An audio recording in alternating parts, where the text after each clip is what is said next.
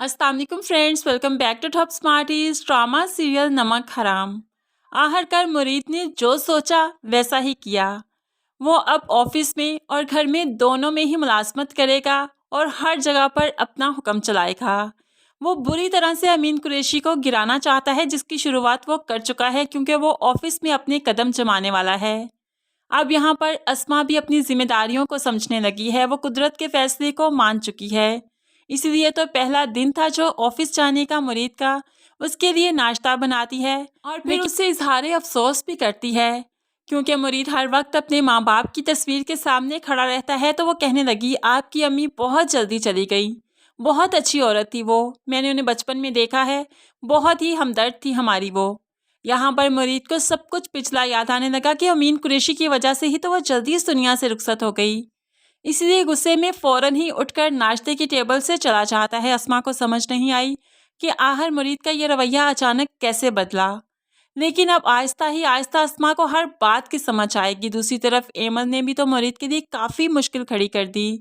अरसल को जो पता चल चुका है कि मुरीद और एमल एक दूसरे को पसंद करते थे, तो वो मुरीद को नमक हराम समझने लगा। इसलिए तो जब मुरीद ऑफिस जाता है तब भी उसे कहने लगा, मैं सब कुछ जानता हूँ, इसलिए ज़्यादा देर तुम्हें यहाँ टिकने नहीं दूंगा।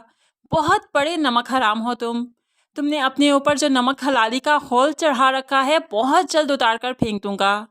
तो यहाँ पर मुरीद उसे बताने लगा वो एमल से मोहब्बत नहीं करता था, उसके लिए उसके निकाह की बहुत अहमियत है, जो कि अस्मा बीबी से हो चुका है। एमल ही है जो कि उसे वन साइडेड मोहब्बत करती थी, इसलिए उसे चाहिए कि एमल को रोके और अपनी शादी जल्द अज जल्द करे ताकि एमल के बहकते कदम रुक सकें। अब यहाँ पर अरसल को और भी गुस्सा हो गया, तुम्हें हिम्मत कैसे हुई एमल के बारे में ऐसे बात करने की? बहुत जल्द मैं सच और झूठ का पता चला लूँगा कि आखिर तुम सच कह रहे हो या झूठ।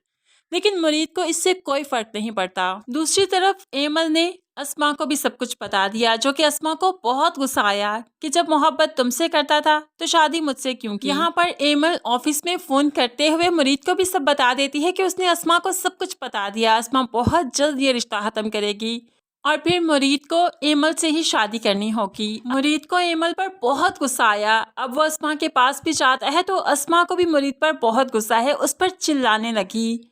तो मुरीद उसको बगैर कोई सफाई दिए चुप करवा देता है कि तुम्हारे पास अब खोने के लिए कुछ नहीं बचा, अगर मुझे भी खो दोगी तो कहाँ जाओगी? तो अस्मा कहने लगी, मेरे पास वाकई खोने के लिए कुछ नहीं है, क्योंकि मैं सब कुछ खोकर तुम्हारे पास आई थी, और जिसके पास वापसी का रास्ता नहीं होता या फिर कुछ खोने के लिए नहीं, तो वो खतरनाक हद तक बहादुर हो जाता है। और मैं बहुत बहादुर हूँ, हर बात का मुकाबला बहुत आसानी से कर सकती हूँ, मुझे बुज़दिल मत समझना। लेकिन मुरीद जानता है कि अस्मा किसी से कुछ नहीं कहेगी, क्योंकि वो सर्वेंट क्वार्टर से बाहर निकलती ही नहीं।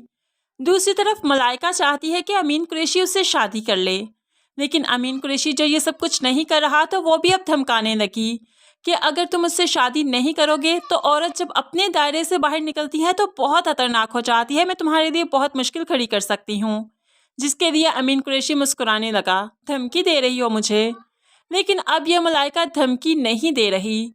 मलाइका वाकई बहुत मुश्किल खड़ी कर सकती है अमीन कुरैशी के लिए, क्योंकि आगे चलकर ये हमें मुरीद के साथ नजर आएगी, क्योंकि मुस्तफ़ा, मुरीद और मलाइका ही तो आगे चलकर अमीन कुरैशी की जड़ें काटेंगे, उसे बुरी तरह से रुस्वा करेंगे।